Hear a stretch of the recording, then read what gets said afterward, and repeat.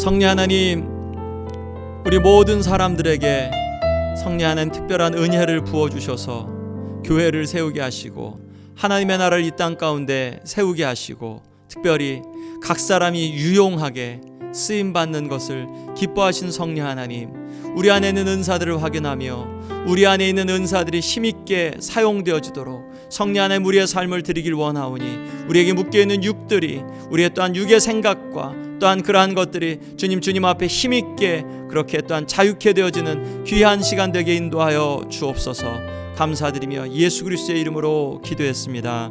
아멘. 오늘은 어제에 이어서 성령의 은사 두 번째 시간입니다. 성령 하나님께서는 우리 각 사람에게 은사를 주셔서 그리스도의 몸인 교회를 세우게 하시고 또한 덕을 끼치게 하시는 그러한 일들을 감당하십니다. 여기에서 교회를 세운다고 할 때 그것이 건물인 교회, 그것뿐만 아니라 사실 것보다 더 중요하게는 성경에서는 교회는 믿는 자들이 함께 모인 모임이 교회였으니까, 에클레시아였으니까 교회에 덕을 끼친다라고 할 때는 각자의 그리스도인들, 연약한 그리스도인들을 세워주고 또한 고단한 그리스도인들을 또한 그렇게 위로해주고 하는 이제 그러한 그 부분들이 되어지고, 또한 믿음이 약한 분들을 세워주는 것, 약한 분을 세워주면서 강한 분은 더 힘있게 세워지는 거죠. 그러한 그 부분들을 은사의 사용의 부분으로 이렇게 볼 수 있습니다. 고린도전서 12장 11절 말씀입니다. 이 모든 일은 같은 한 성령이 행하사 그의 뜻대로 각 사람에게 나누어 주시는 것이니라. 아멘. 이 모든 일, 즉 어저께 말씀드린 대로 8절, 9절, 10절 그렇게 여러 가지 그러한 성령 하나님께서 은사를 주시는데 이 모든 은사는 같은 한 성령이 행하셔서, 그리고 그분의 뜻대로, 우리의 뜻이 아니라 그분의 뜻대로 각 사람에게, 모든 사람에게 나누어 주시는 것이니라. 각 사람이라는 표현을 그냥 without exception, 예외 없이라는 표현으로 해도 맞습니다. 그러면 한번 말씀을 같이 이렇게 계속해서 보도록 하겠습니다. 성령의 은사와 타고난 재능을 한번 이렇게 같이 보겠습니다. 영적인 은사, 성령의 은사와 타고난 재능, 모든 사람들이 타고난 재능이 있죠. 사람이 뭘 잘하는 것이 있고 또 못하는 것이 있고, 또 어려서부터 그 선천적으로 잘하는 운동신경이 좋은 것도 선천적으로 타고나는 것이기도 하죠. 그런데 이 성령의 은사는 특별히 구원을 얻은 자에게 하나님 안에서 구속받은 자녀들에게만 주어진 것이 성령의 은사인데 무슨 관계가 있을까? 하나님은 모든 사람들이, 우리가 이미 태어날 때부터 우리를 아셨죠. 예레미야서 1장 5절 말씀에 내가 너를 복중에 짓기 전에 너를 알았고 네가 태에서 나오기 전에 너를 구별하였고 너를 열방의 선지자로 세웠느니라 라고 말씀을 하죠.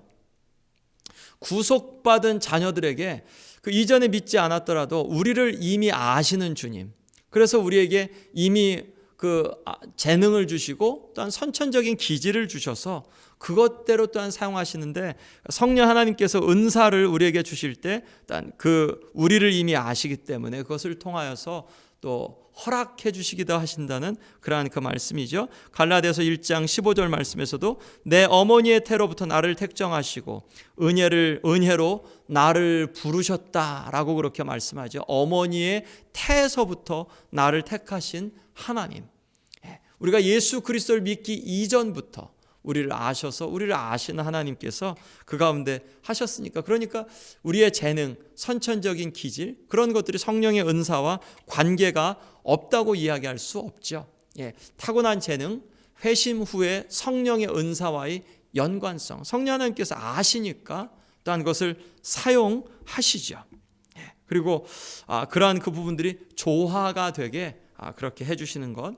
자, 모든 은사는 기적적이냐? 우리가 어저께 말씀을 본 것처럼 일반적으로 보이는 은사들이 있죠. 가르침, 구제, 긍휼, 그래서 권위는 컴포트하는, 권면하고 위로한다는 그러한 그 의미죠.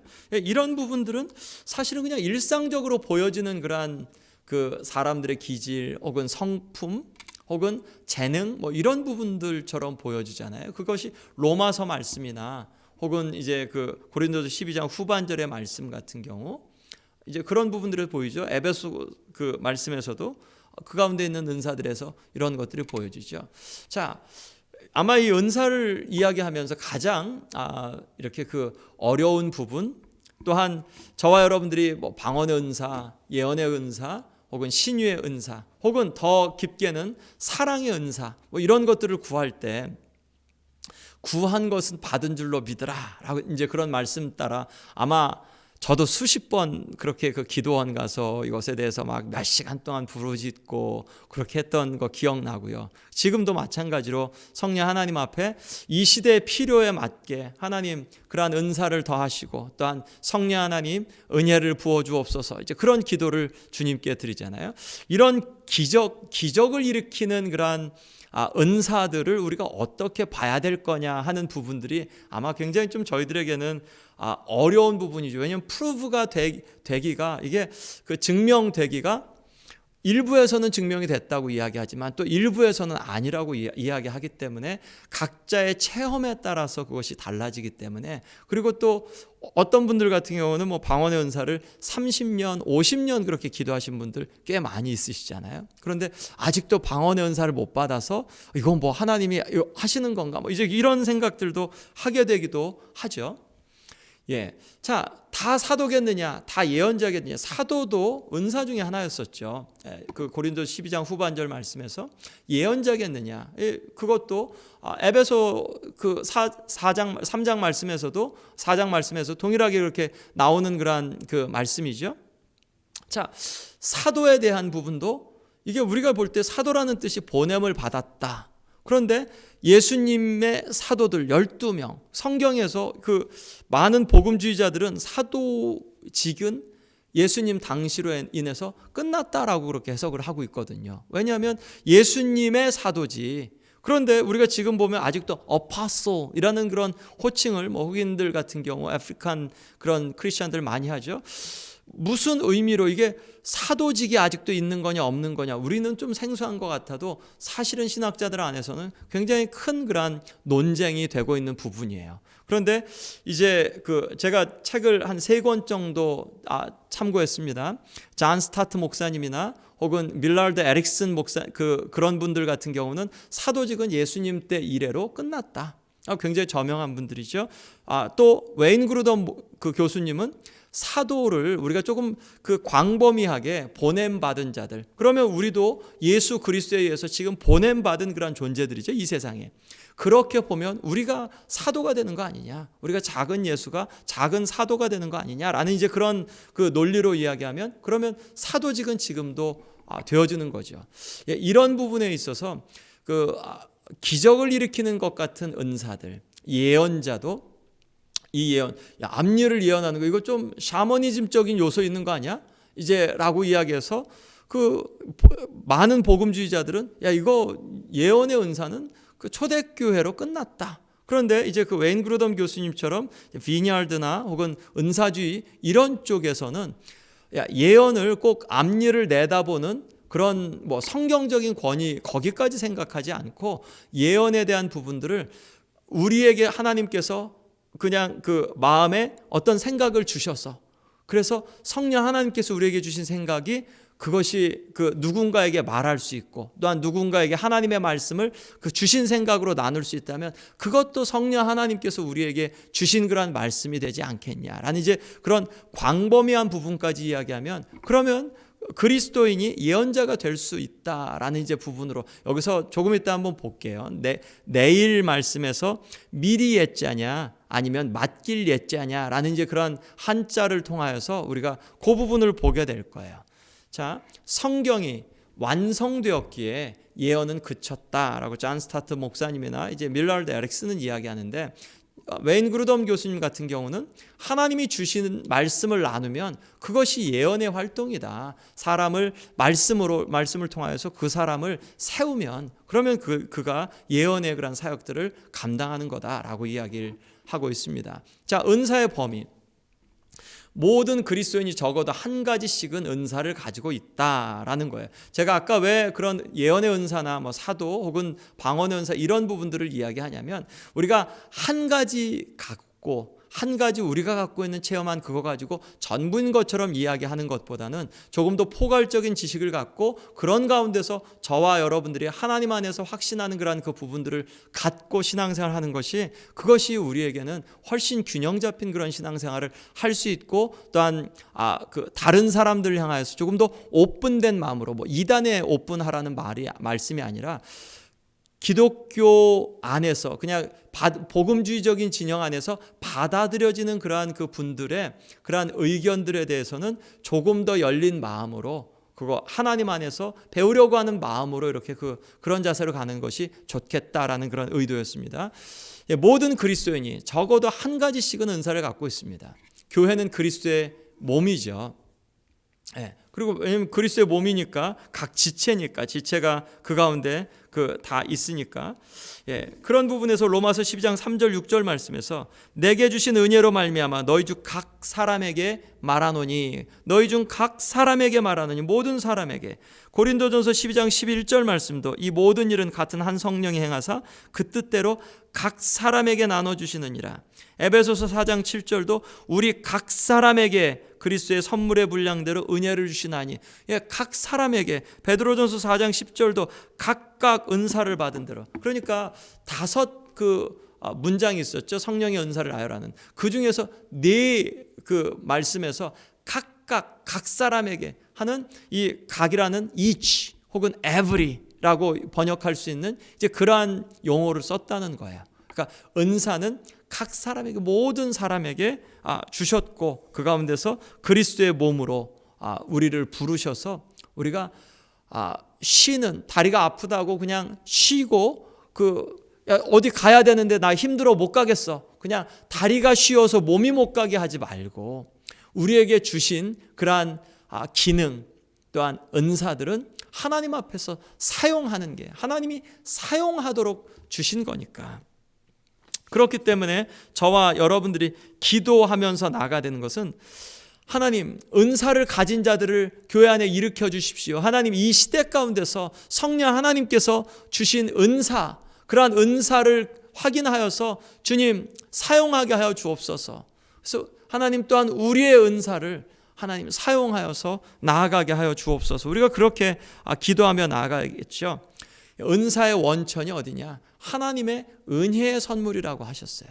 마땅히 우리가 받을 만해서가 아니라, 만약 은사를 사용하지 않는다, 누가 주인이죠? 그 은사에 내가 주인이 되는 거죠. 은사를 사용하고 안 하고를. 그런데 그러지 않고 이 선물은 누가 주신 거냐? 하나님이. 무슨 동기로요? 은혜로. 그러면 은혜로 주신 거면 내 거가 아니니까 하나님이 사용하려고 하실 때, 그럴 때는 우리가 사용하는 것이 맞죠. 성령 하나님의 선물로 주셨습니다. 선물로 우리에게 유익이 되도록. 은사를 사용하면 유익인가요? 은사를 사용하지 않는 것이 우리에게 유익인가요? 은사를 받은 사람은 은사를 사용하는 것이 유익입니다.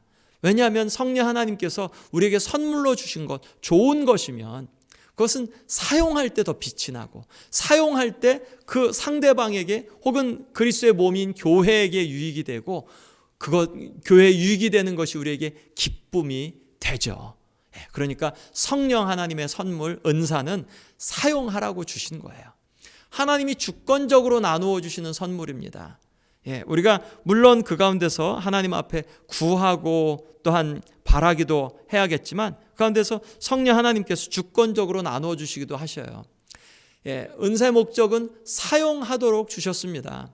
사용하지 않으면 안 돼요. 자기 자신을 위해서 사용하지 않습니다. 특별히 기적의 은사들, 기적을 일으키는 은사들처럼 보이는 것에 마음이 약해서, 제가 그런 분들도 봐요. 제가 볼 때는 저의 짧은 그러한 신앙으로 이렇게 볼 때는 분명히 하나님께서 주신, 성령 하나님께서 주시는 그러한 열매가 없는데도 무언가 이렇게 조금 신령한 모습이 있는 것 같은 그러한 뭐가 있을 때는, 그러면 사람을 쫓아가는 분들을 보게 돼요. 그것 하나님 앞에서 바르게 분별하지 않는 겁니다. 자신을 위해서 자신이 높아지지 않습니다. 은사는 하나님을 높이고 교회의 몸을, 그리스도의 몸인 교회를 세우는데, 또 성도를 세우는데 그것이 사용되지 개인이 높아지지 않습니다. 덕을 끼치는 것이죠. 교회를 세우는 것입니다. 다른 사람을 돕고 위로하고 강건하게 하라고 그렇게 은사를 주셨지, 그것을 통하여서 나에게 유익되라고 그렇게 주신 것은 아니죠. 은사를 주시는 기준이 있습니다. 한 사람이 모든 은사를 갖지 않습니다. 목사님이니까 하나님의 은사 다 주셨겠네요. 저런 은사. 성경에서는 그렇지 않아요. 다 방언을 말하는 자겠느냐, 다 사도겠느냐라고 말씀을 하죠. 모든 사람이 다 가질 수 있겠느냐? 그러지 않고, 손이 모든 것을 다 할 수 있나요? 그러지 않죠. 한 사람이 모든 은사들을 다 갖지 않는다. 성령 하나님께서 원하시는 대로 각자의 분량대로 그렇게 주신다. 자, 교회의 개개인은 서로를 필요로 한다. 이 부분이 굉장히 중요하죠. 우리는 서로를 필요하는 그러한 존재입니다. 서로를 밀쳐내지 않고 서로를 필요로 하는 존재인 것. 성령 하나님은 우리를 그리스도 안에서 우리를 묶어주실 때 서로를 필요로 하게 하셨어요. 나는 당신이 필요하고 당신은 내가 필요하고, 우리가 부부가 있으면 부부가 서로 필요하죠. 때로는 부부 사이에서도 힘들고 어려운 관계가 있을 때라도 그래도 어떻게 되죠? 서로가 필요로 하니까 잠시는 조금 마음이 아파도 다시 나 당신이 필요해 라는 그런 마음으로 우리가 서게 되죠. 교회는 서로를 필요로 하는 존재입니다. 우리는 우리의 은사가 무엇인지 이미 알고 계시는 그러한 은사들은 사용하셔야 됩니다. 그리고 또 만약 우리 교회에